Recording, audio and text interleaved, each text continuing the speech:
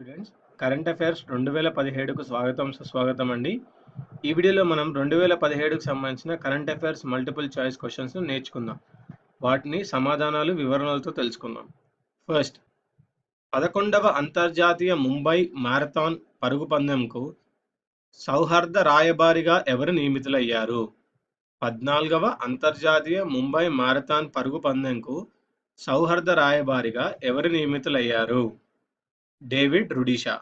So దీని వివరణ వచ్చేసి, కెన్యాకు చెందిన అథ్లెట్ డేవిడ్ రుడిషాను అంతర్జాతీయ ముంబై మ్యారథాన్కు సౌహార్ద రాయబారిగా నియమించారు. డేవిడ్ రియో ఒలింపిక్స్లో 800 మీటర్ల పరుగు పందెంలో బంగారు పతకాన్ని గెలుచుకున్నాడు. సో డేవిడ్ రుడిషా ఎవరండి? ఈయన పరుగు పందెంలో 800 మీటర్ల పరుగు పందెంలో బంగారు పతకాన్ని సాధించాడు. నెక్స్ట్, ప్రపంచంలో ఎత్తైన గురుత్వాకర్షణ తరంగ టెలిస్కోప్ను ప్రారంభించిన దేశం ఏది?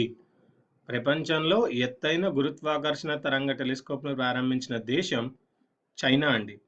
దీని వివరణ వచ్చేసి, సముద్ర మఠం నుంచి 5,250 మీటర్ల ఎత్తులో గురుత్వాకర్షణ తరంగ టెలిస్కోప్ను చైనా టిబెట్లో ఏర్పాటు చేయనుంది. ఈ టెలిస్కోప్ను 18 మిలియన్ల అమెరికన్ డాలర్ల వ్యయంతో నిర్మిస్తున్నారు. దీని ద్వారా బిగ్ బ్యాంగ్ సిద్ధాంతంపై పరిశోధన చేసే అవకాశం ఏర్పడుతుంది. సో అందుకోసం ఈ గురుత్వాకర్షణ తరంగ టెలిస్కోప్ను ప్రారంభించారండి.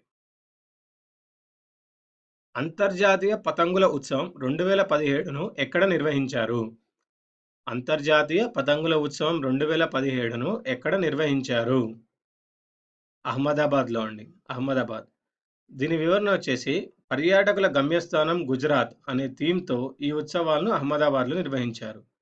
సో పర్యాటకుల గమ్యస్థానం గుజరాత్ అనే థీమ్తో ఈ ఉత్సవాలను అహ్మదాబాద్లో నిర్వహించారు. నెక్స్ట్, ప్రతిష్టాత్మక ఖతార్ ఓపెన్ టెన్నిస్ టైటిల్ విజేత ఎవరు? ప్రతిష్టాత్మక Qatar open tennis title ship విజేత నోవాక్ జకోవిచ్. దీని వివరణ వచ్చేసి, ఖతార్ ఓపెన్ టెన్నిస్ యాండీ ముర్రేని ఓడించి నోవాక్ జకోవిచ్ టైటిల్ను సొంతం చేసుకున్నాడు. పురుషుల డబుల్స్ టైటిల్స్ను జెర్మీ చార్డీ, ఫ్యాబ్రిస్ మార్టిన్ గెలుచుకున్నారండి. బ్రిస్బేన్ అంతర్జాతీయ మహిళా డబుల్ టైటిల్ విజేతగా నిలిచింది ఎవరు? బ్రిస్బేన్ అంతర్జాతీయ మహిళా టైటిల్ విజేతగా నిలిచింది సానియా మీర్జా, బేతాని మాటెక్షాండ్. నెక్స్ట్,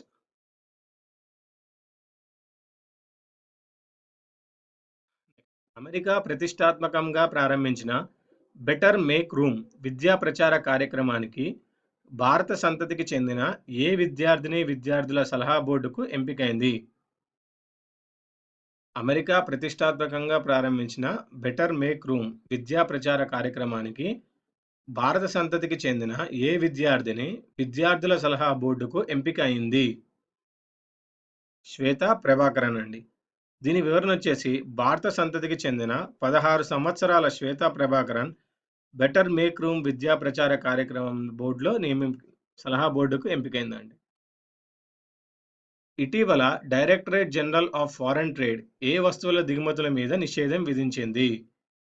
ఇటీవల directorate general of foreign trade ఏ వస్తువుల దిగుమతుల మీద నిషేధం విధించింది? సరీసృపాల చర్మాల దిగుమతి. దీని వివరణ వచ్చేసి, మొసళ్ళు ఇతర జంతువుల చర్మాల దిగుమతి మీద నిషేధం విధించింది. పర్యావరణ చట్టం 1972 ప్రకారం జంతు చర్మాలు, సరీసృపాల చర్మాలు తీయడం తీవ్ర నేరం. ప్రపంచంలో అతి ఎక్కువ విదేశీ మారక నిల్వలు కలిగి ఉన్న దేశం ఏది? ప్రపంచంలో అతి ఎక్కువ విదేశీ మారక నిల్వలు కలిగి ఉన్న దేశం చైనా. వివరణ వచ్చేసి, ప్రపంచంలో అతి ఎక్కువ విదేశీ మారక నిల్వలు కలిగి ఉన్న దేశం చైనా. ప్రస్తుతం చైనా వద్ద 3.12 ట్రిలియన్ అమెరికా డాలర్ల నిల్వలు ఉన్నాయి. తర్వాత స్థానంలో జపాన్ 1.32 ట్రిలియన్ డాలర్లు కలిగి ఉంది.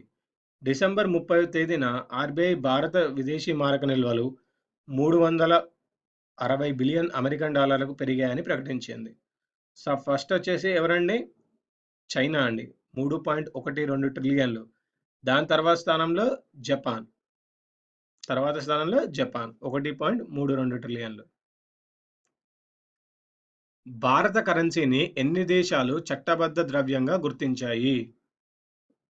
భారత కరెన్సీని ఎన్ని దేశాలు చట్టబద్ధ ద్రవ్యంగా గుర్తించాయి?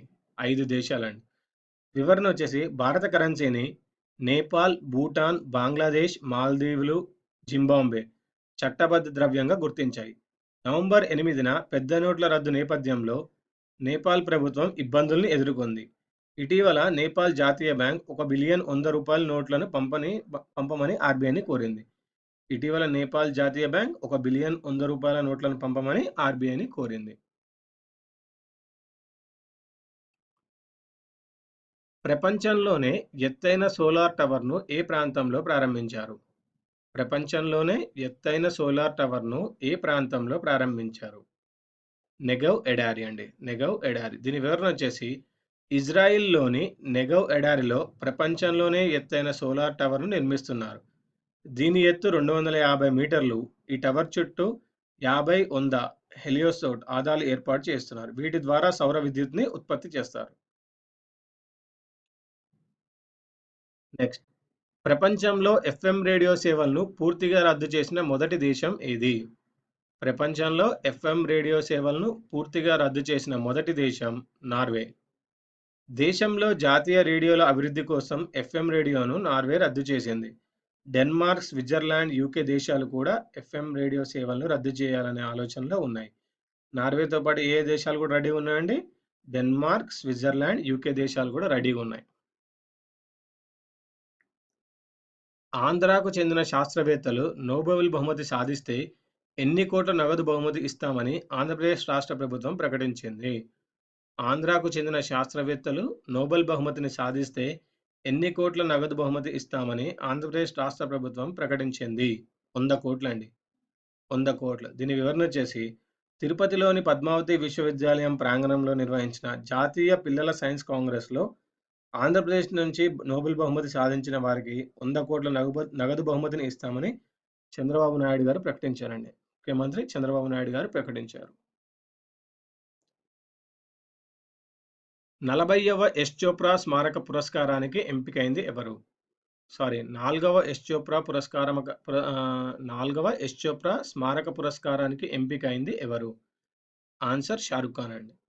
దీని వివరణ వచ్చేసి టి సుబ్బరామిరెడ్డికి చెందిన టిఎస్ఆర్ ఫౌండేషన్ ప్రముఖ దర్శకుడు యశ్ చోప్రా గౌరవార్థం ఈ పురస్కారాన్ని ప్రారంభించింది. పురస్కారం కింద 10 లక్షల నగదు బహుమతి, బంగారు పథకం, ఒక సర్టిఫికేట్ అందిస్తారు. ఈ పురస్కారం కింద 10 లక్షల నగదు బహుమతి, బంగారు పథకం, ఒక సర్టిఫికేట్ అందిస్తారు. గతంలో లతా మంగేష్కర్, అమితాబ్ బచ్చన్, రేఖాలకు ఈ పురస్కారం దక్కింది.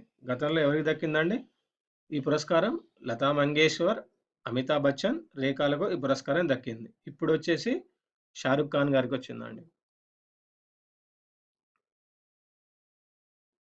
ఇటీవల ఇండియా ఏ దేశాల నుంచి దిగుమతి అయ్యే జనపనారపై యాంటీ డంపింగ్ డ్యూటీని విధించింది?